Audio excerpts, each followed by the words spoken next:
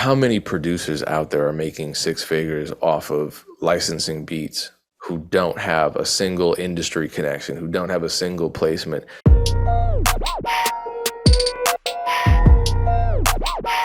What's going down? It's the Music Entrepreneur Club podcast. My name is DJ Payne One. I am joined by Aaron Knight and Dame Ritter, and this is the most amazing podcast on the planet.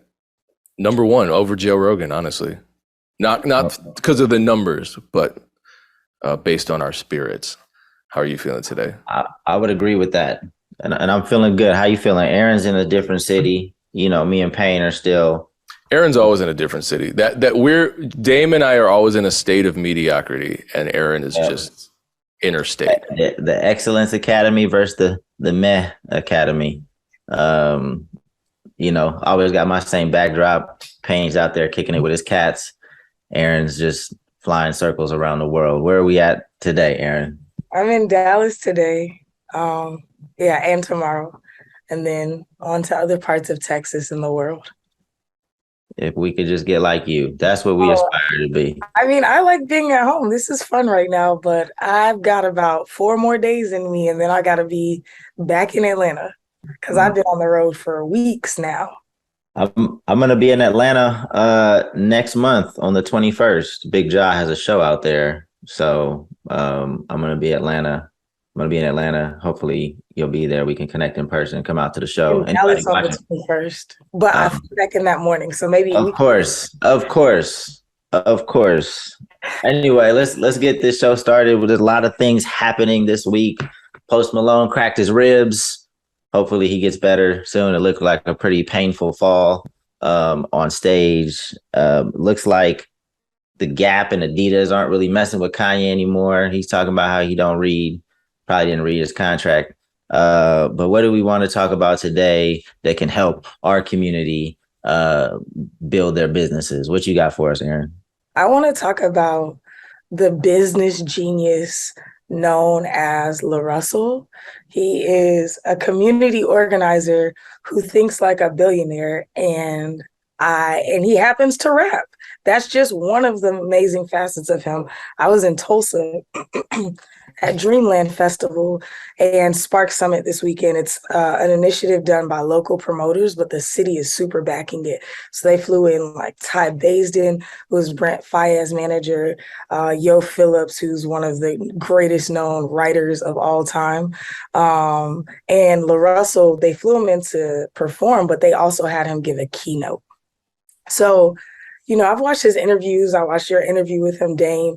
I watched his shows, but I was so captivated by how intelligent he is, but how accessible the knowledge is. So the first thing is I was very hurt and frustrated by how few artists showed up to the session. It was nothing but business types. It was the first session of the day, 11 a.m. Everybody had a late night, including myself. We still pulled up on time. Do you know what I'm saying? Like, if somebody is giving out gold, why be late? So we showed up, my business partner and I, we were speaking both days and vending, and he just gave out some really practical wisdom. So one, I want to say, if you are interested in building community, he's a model to look after. Because of the community he's built, there's no limit on the amount of money that he makes. He believes that all of his artwork, everything is priceless. And so because of that, he makes it accessible because he's like, you would never be able to afford this. So I want to see the type of value you place on it. So I thought that was a fascinating thought process. I think about the way that he sees people and thinks about how valuable human life is a way to serve his community, so people see the value that he's given to them. A lot of artists just want to look to be served. And he's like, I want you to understand you can do it too. I'm going to show you every step of the way. And then his team. He's really smart about the way that he utilizes services from independent companies that are out there. Like J.R. McCreary is one that he uses for streaming. And then Ty Baisden he uses a lot of his philosophies, and Ty has helped him grow his following, things like that. But his inner working team, he has a woman who does does all of his socials. So she started a year ago with him. He had 3,000 followers, and now he is at 350K in 1 year based off of his content plan that he talked about you putting up 10,000 shots. If he shoots 3 or 4 times a day, that gives him more of a likelihood than people posting 3 or 4 times a week. So I don't know, there was a lot to dig into, but one, if you are an artist trying to figure out how to make a living, LaRussell is a really easy study because he doesn't do complicated things and he's not hiding anything. But two, knowing where you need help on your team, LaRussell was already making money and had an understanding, he felt like, of his brand, but he brought in a social media strategist, somebody who was a fan and understood what he was trying to do. And that's accelerated him to no degree. Some people are like, well, I got to get this next. I got to get this next. He understood. And now he's getting all the things that he needs because he understood his brand. So shout out to LaRussell. I am insanely encouraged by your presence, how genuine you were. But then, and here's the thing, I'm talking about the business. He put on a great show and he has this confidence. He's so well rehearsed that he doesn't get out of breath. Like you can tell he exercises, but he's rehearsed his set 1,000 times over. Like every word, every lyric, he knows when he's bouncing. He knows when he's looking at his boys. And he's not even like the most energetic performer. He's just so confident. He'll stand there and look at you and then do his little, and then the whole crowd loses their shit. It's a beautiful experience. It's beautiful to see how much his boys who are in the band with him love him and support him. So shout out to LaRussell. You are a study in the ancient art of building community and displaying it well. Yeah, I would agree with all of that. And a lot of the content he posts is him rehearsing, like in his garage or in his backyard, aka the pergola. I had an opportunity to go check it out in person. I've been a fan of LaRussell for a minute. I think a lot of things he does right. The pay what you want strategy, I think, is amazing because it captures a lot more people under your demand curve because never know who's in your audience.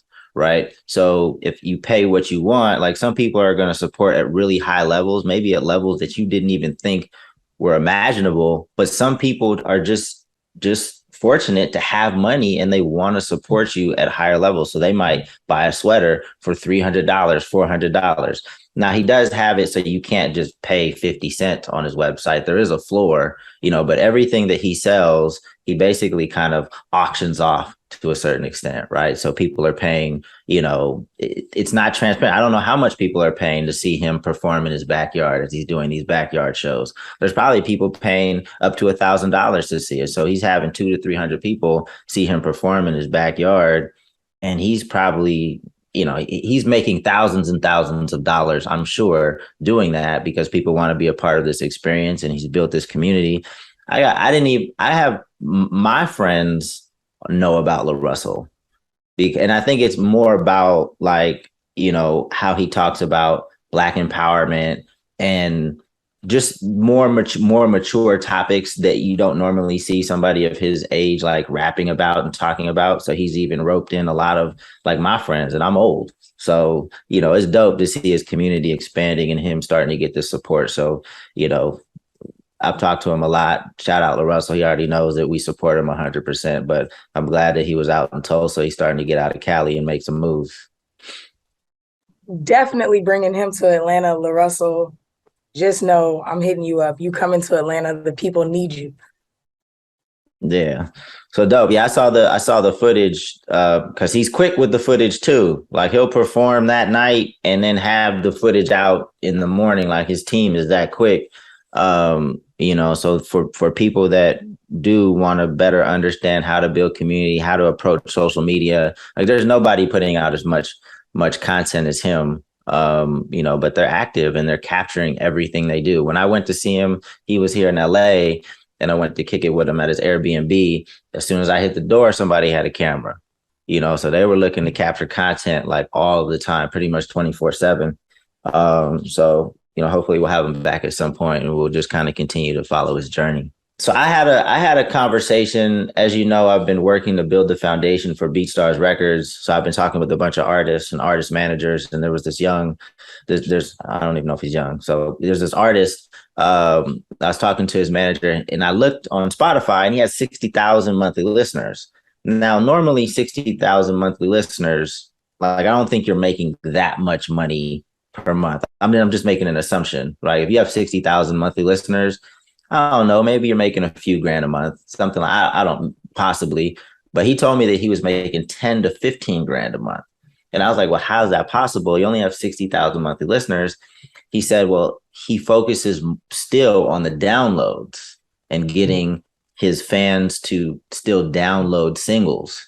Now, he does have 1 million followers on TikTok, and he's got 500,000 followers on Instagram, which makes me think I don't think he's lying. I think he's telling the truth, but I think it's interesting that his approach is to still focus on the core fans that are willing to download the music at $1.29 on Apple Music. What do you guys think about that? Do you know artists that are still kind of focusing on downloads? I know that less and less people are downloading music, but do you guys know anybody that's implementing this strategy still? I don't, but I also know that when everybody goes one direction, there's an opportunity for someone who goes in the opposite direction to, I guess, capitalize on that difference, that stark contrast. It doesn't always work. I mean, sonically, if I don't know, you always see. I think if there's a trend in one direction, it leaves a vacuum to an extent. It's a much smaller vacuum. I mean, it's not like everyone can suddenly revert back to downloads and it just becomes this massive boom, but you can turn that opportunity into a niche.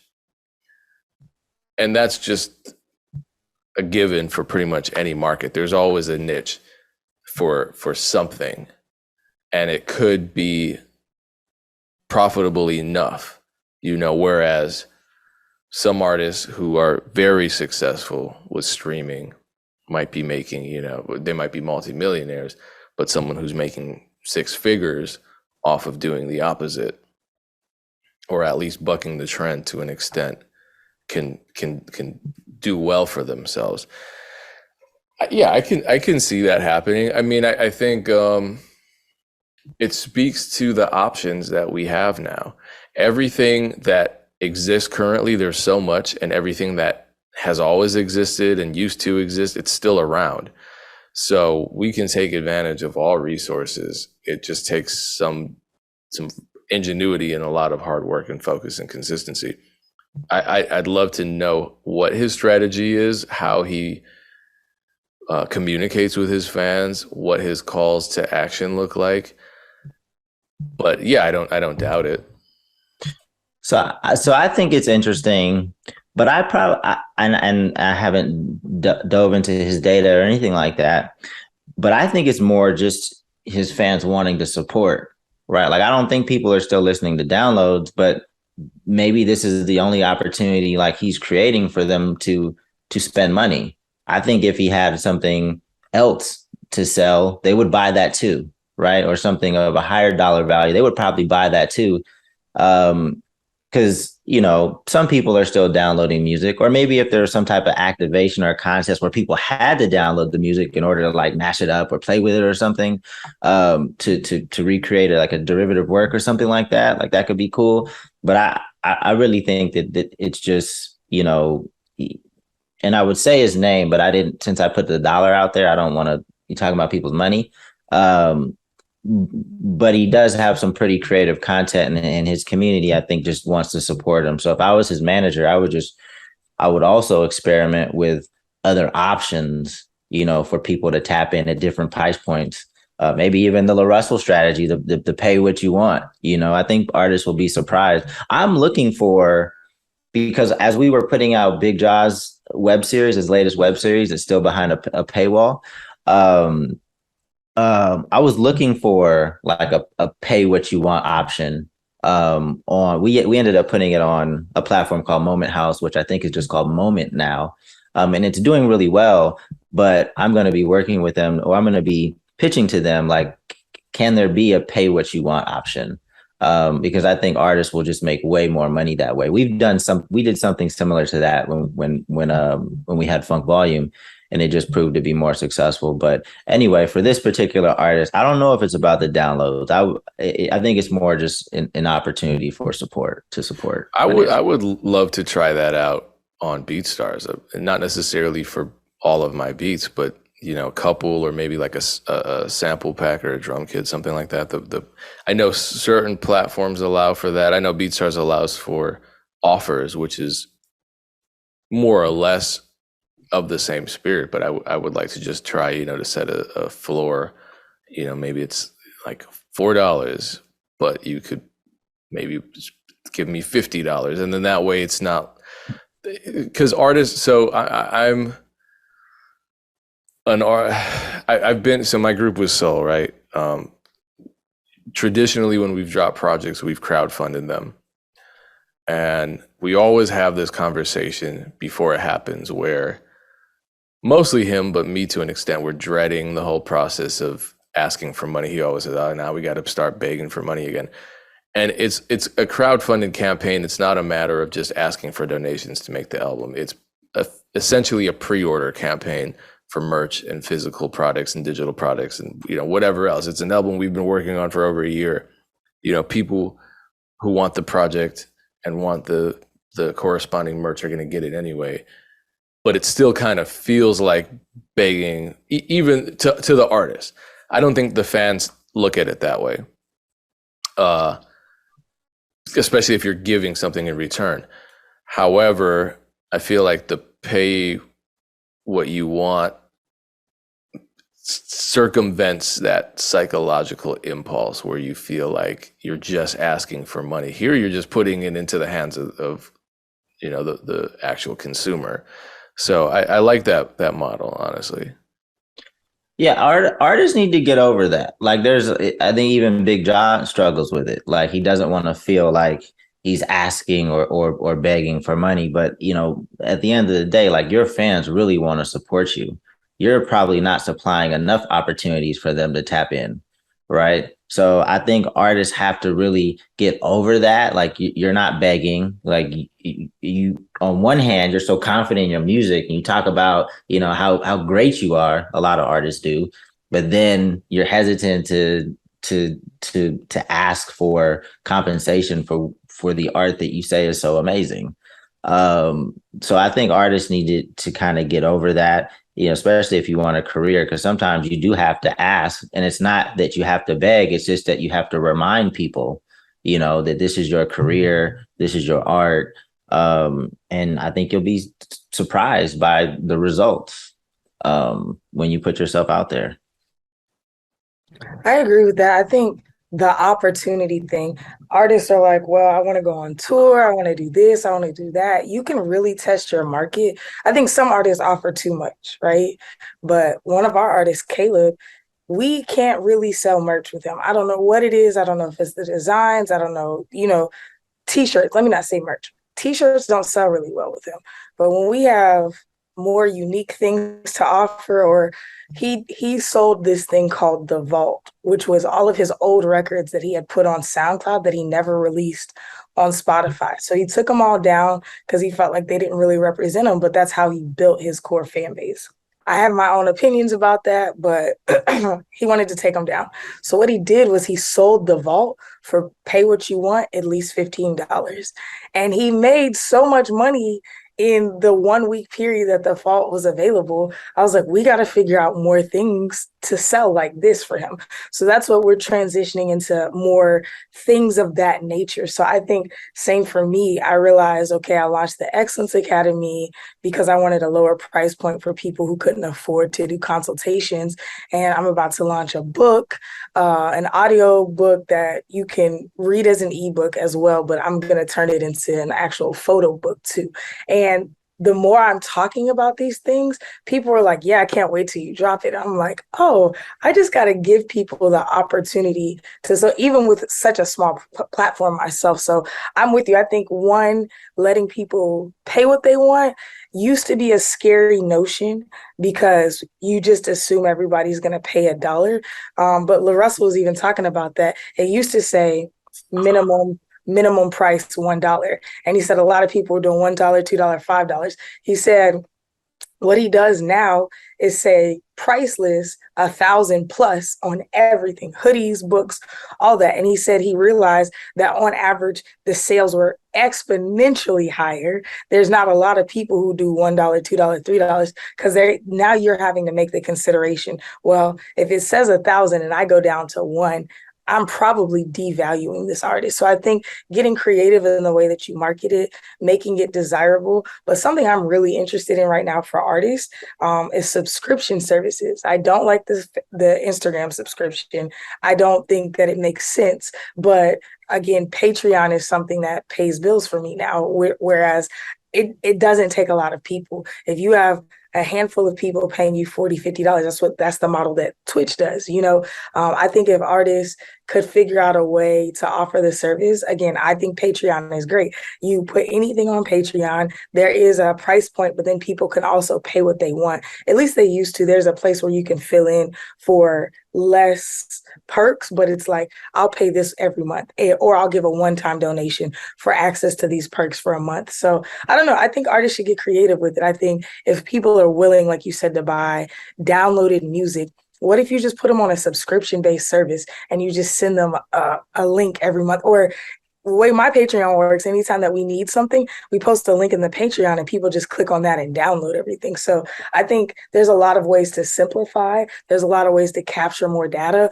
With our Patreon, we have a group me, so everybody's in a group chat together too, the Excellence Academy, and we just talk and interface. So now you have a community via Patreon, you have a community via group chat, and you don't think about the money because you're like, I paid to be in this community and it's enhancing my life. So I think that artists should explore how to build community around their offer-based or pay-what-you-want-based ideologies. The one thing that I would say about the subscription model though is if you're gonna do it, you have to really like be involved.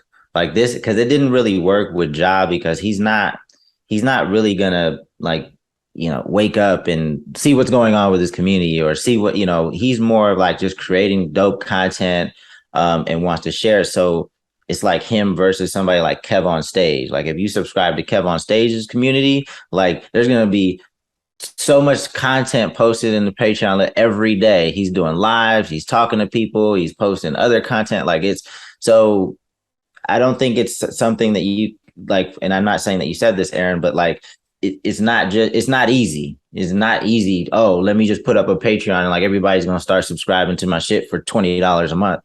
Like, no, you have to really, establish why this community is valuable and why you should be a part of it. And you have to constantly remind people that there's value in being part of this community. So you have to be very present.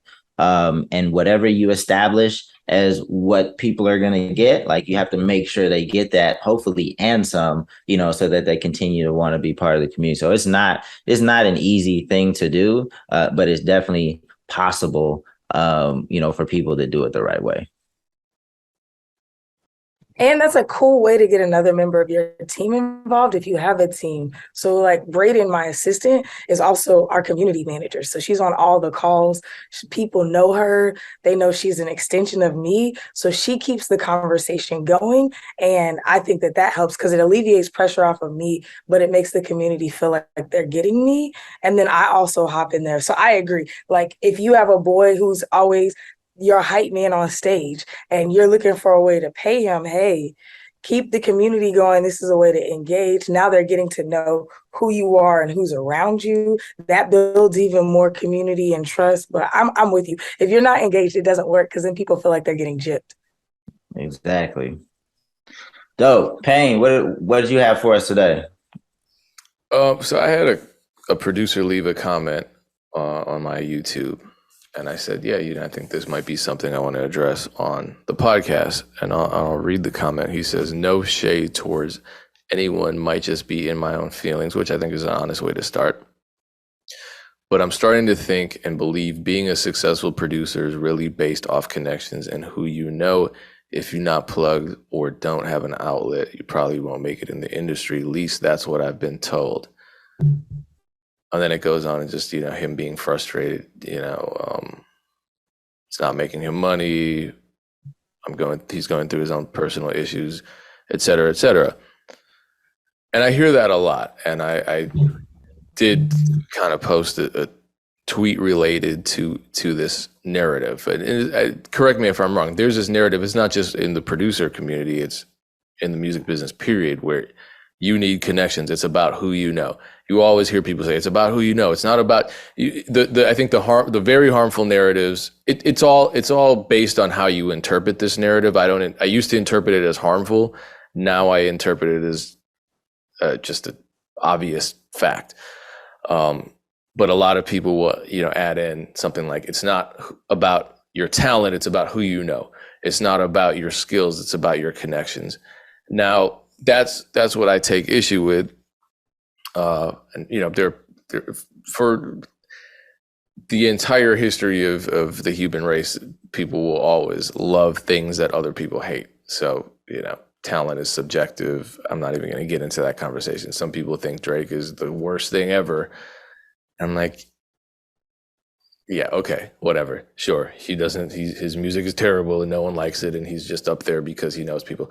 Anyway, my main response to this narrative that it's about who you know is this. Yes, connections absolutely help. I'm never going to say that they don't. But connections are built. I find this narrative akin to saying you need muscles to be athletic, otherwise you can't lift heavy. I mean, if I walk into a gym and I'm like, I'm trying to, and this is my first time in the gym, and I say, throw 300 on that squat rack, they're going to say, no, that's not realistic. What do you mean? What? So if I don't have musculature, I can't lift heavy? No, you can't. But the whole point of going to the gym is to work your way up to that point. So can you start with the bar and then a couple weights, and then you track yourself, and over the period of a couple of years you build up to the point where you're a power lifter? Yes, absolutely. That's literally the only way you can do it. There's no other way. So same with the music business. I don't know, when you look at producers out there who are succeeding, do you really look at, like a Cardiac or an Ant Chamberlain, or, somebody like that, and think, man, he just woke up one day, decided to produce, and he had those connections already in his back pocket. How did these people get these connections? They've been doing this for years. They make all types of connections. So I don't think that's something that should discourage people. And when I say connections too, I don't mean, because the other narrative is that if you don't have industry connections, you can't be successful. Connections to fans and connections to customers. If you're, there are, how many producers out there are making six figures off of licensing beats who don't have a single industry connection, who don't have a single placement? Maybe at some point the people that are licensing beats from them for, $30, $40, $50 become the next big superstar. This happens. It happens. But in the meantime, they've made valuable connections with the people that are buying their beats. Unsigned artists that don't have any, they don't have Drake cosigns. They don't have major deals. They don't know people who work in offices in New York and LA. They're making a living because they have connections with fans. So I think that's the other part of this narrative that I want people to understand. Because when you hear people say it's about who you know, they automatically assume that means only people who are connected can make it. And if you aren't connected, you never will be. If I may, I have this story about something, and it leads up to the reason I'm on this podcast. But this happened back in 2008 or 2009. It was damn near the one action that I took that led to probably the most important connections I've ever built in the music business, all off of one thing. So leading up to 2008, I had been making beats for about 10 years. And 2008, I did a lot of work. I still had 3 jobs at the time I was in school. And I got the Jeezy placement, big #1 album, platinum. So I had, I thought my life was going to change. It didn't, but I had to look at it for what it was, which was an opportunity to leverage that moment that I had with this major placement into other avenues and grow from that. So someone contacted me. It was someone I was familiar with. His name was Mike Trampian. He worked for Hip Hop DX. He reached out to me because I think we had interacted online. I was sending him music for Hip Hop DX and other publications that he was working for. And he reached out and said, "Hey, this my man Jay Hatch is running this traveling showcase called Get Your Buzz Up. They want to book a date in Madison. Can you make it happen?" And I'm like, I don't book events. I'm not a promoter, and I don't want to try because that's too much of a risk. I got to stay in my lane. But there was this super loudmouth guy that just moved up from Chicago and, was pounding his fist everywhere talking about, "I'm trying to make things happen in the city." I'm like, yeah, okay, whatever. So he was always harassing me and asking me, like, what can we do? What can we do? So finally I'm like, you know what? Let me make him put his money where his mouth is. So I go, all right, Mike, I may know someone that can do this. Let me get back to you. Contact this guy. His name is Shah. I was like, hey, Shah, and I don't know him very well at this point. Do you want to take on this event? He says, yes. I'm like, okay, this could be a disaster, right? The event could be completely disastrous, zero attendance. But let's see what happens. If I can make the connection, I at least did my part. So I make the connection. Shah says, all right, I need you to DJ for the event. I'm like, yeah, cool. DJ the event. It's a big success. Some of the judges are, one of the judges was Little Fats from Coast to Coast Mixtape. So you have Jay Hatch running it. Jay Hatch runs iStandard Producers as well. You have Mike Trampy, who's a part of it. You have Coast to Coast Mixtapes, who's a part of it. And you have Shah, who's promoting the event. These are all people I still work with to this day. That one night, because the event was a success and because I just kind of connected some dots for people, suddenly I developed a long-lasting working relationship and friendship with Mike Trampy, who years later links me with BeatStars. That changed my life. I go to A3C. Who do I meet at A3C through Abe? Dame Ritter. That turns into this, MEC. Shah, I still work with him to this day. He works with me in a booking agent capacity. Coast to Coast Mixtapes, I went on tour with them a couple times. Hatch flew me out to iStandard events all over the country. So when people look at a person with connections, they're looking at the connections as, they're looking at the result as the process, and that's just not how it works. Like, this stuff takes a lot of time. And I think this should be encouraging, because any given moment, if you're making meaningful connections, authentic connections, bringing value to the table, you could create opportunities for yourself. And I know everybody here knows that. You just hear this narrative, you're beaten over the head with this narrative that there's so much gatekeeping going on, and you can't, when you develop this attitude where you internalize that, the last thing you want to do is make connections, because you're hearing this narrative being perpetuated everywhere that you can't make it, that all these people are just out to help themselves and the people that they're close with. It's just not true.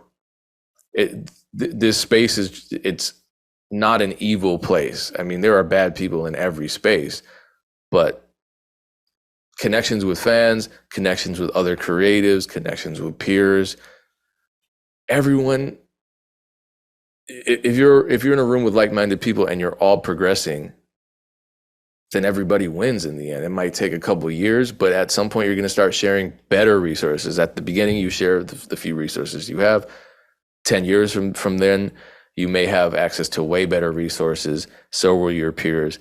Suddenly, someone on Twitter is calling you a gatekeeper. Just how it happens. So this reminds me that I need to get this, because I have this networking ebook. It's on my computer, and I said I was going to release it like hella long ago. So I'm definitely going to finish that this week and figure out when to put it out. But artists act like Number one, it's just an excuse. But artists act like connections and your talent are mutually exclusive, right? Your talent helps you get connections. Like people want to be around greatness. That's one of the ways you build connections. So if you're really, really, really, really good at what you do, unless you're just a complete asshole, it's going to make it very easy for you to build these connections. So they're not disconnected from each other. Sure, there's other things that are going to help you network and build these connections that you'll need to grow in your career and actually have a business. But they're not totally disconnected from one another. So when people say, "Oh, it's just about connections and things like that," to me, that's just making an excuse for why you're not where you want to be in your career. So I'll keep you guys posted on the networking ebook. I actually dropped a free networking course for Zoo Labs. I'm pretty sure it's still on their website. So go to Zoo Labs and check it out. But I'm gonna also put out an ebook in the very near future. Payne, you just encouraged me to get it's pretty much done too. I don't know why I haven't done anything with it, but I'll get it out soon. Yeah, we've been hearing that for a while, Dan. I mean, it is done. Like I have it. I think I just have to send it to Elvis to get it formatted the right to make it look decent, and then I'll put it out. I'm gonna do a LaRussell and actually it's gonna be free. But if you want to pay anything, don't make it free because people won't buy it, even if you make it $1. I like they say if you offer something free, people feel like it's not valuable and you're trying to catch them. So even if you make it $1, don't make it free. That way people feel like, all right, I gotta buy this. I want to say something to this though too, because I agree. Like I started by myself with no knowledge of the music industry. My friends through a show, they were in a band.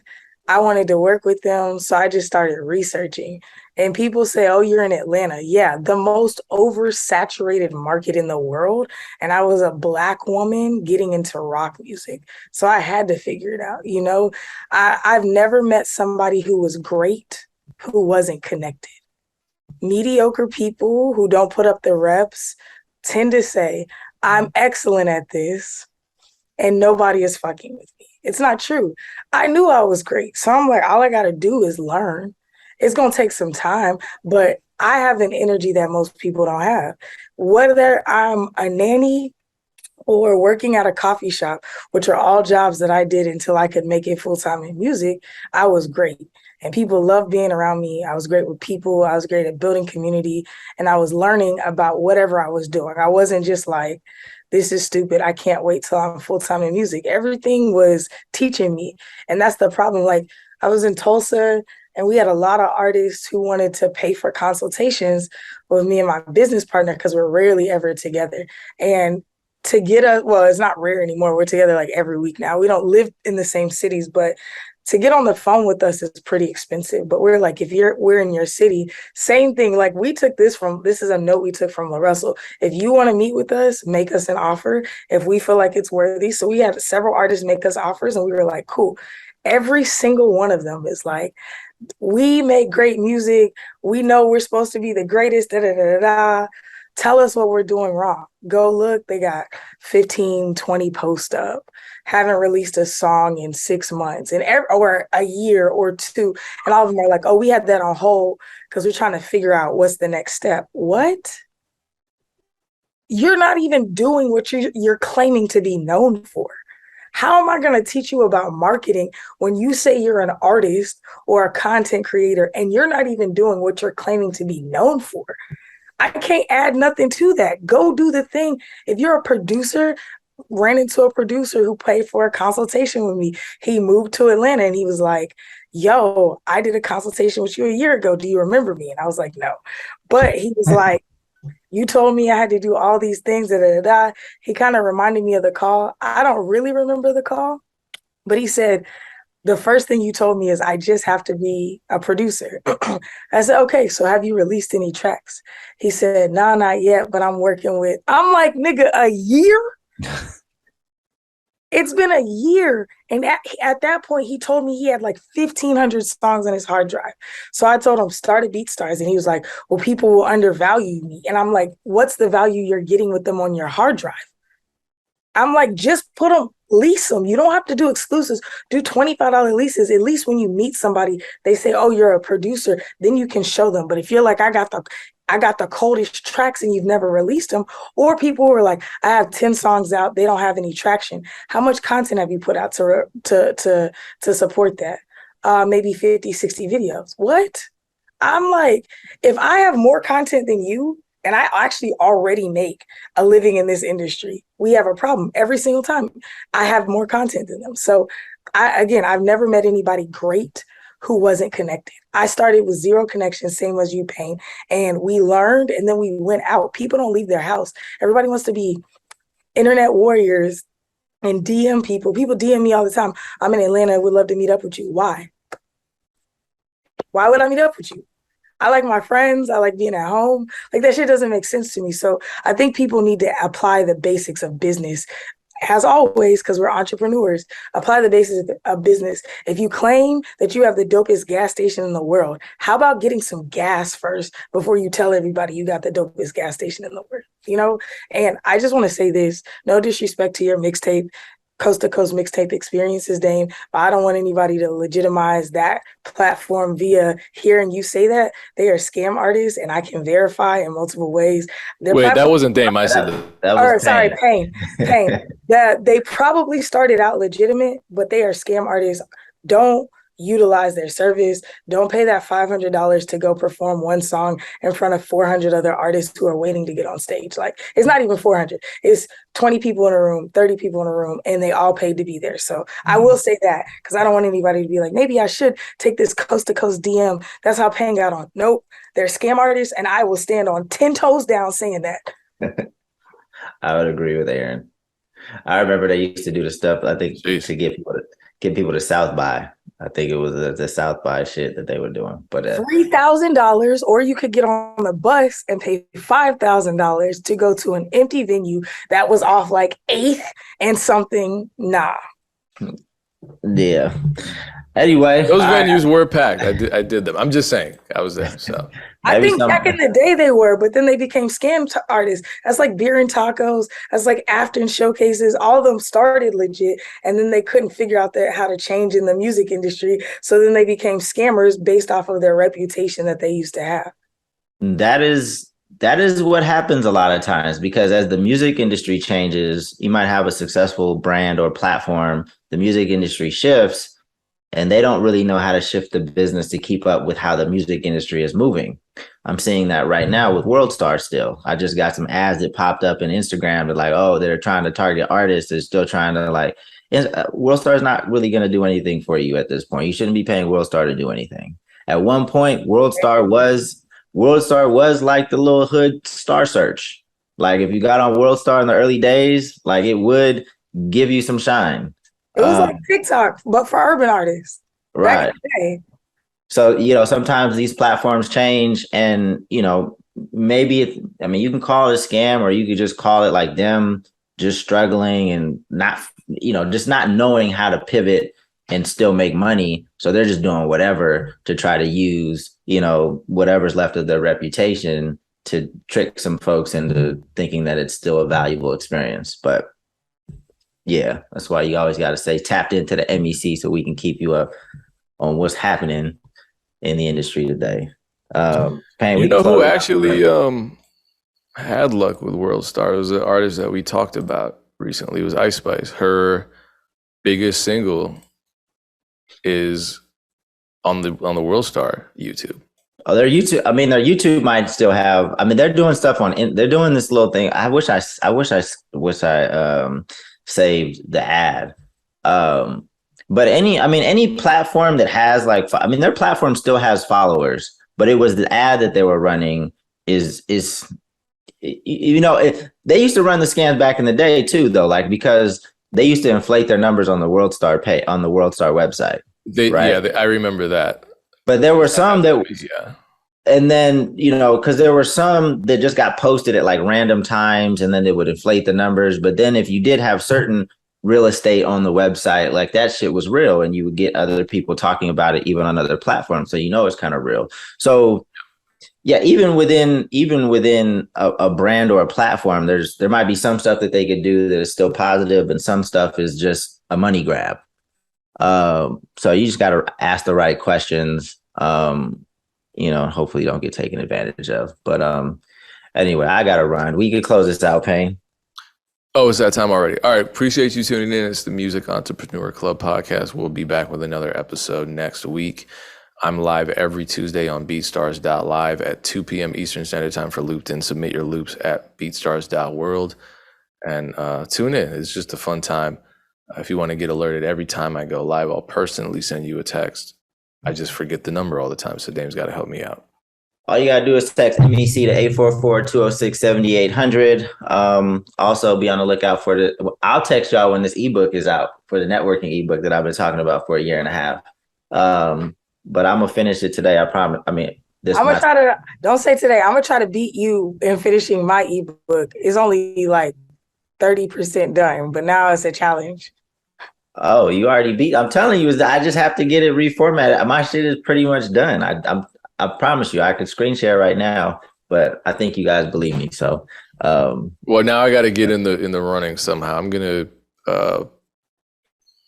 create an entire course in the next 24 hours. I'm not going to. I'm lying. Awesome. But my shit's just on network. Like, it's specifically just helping you become a better networker. So anyway, all right, y'all. We'll see y'all next week. Peace.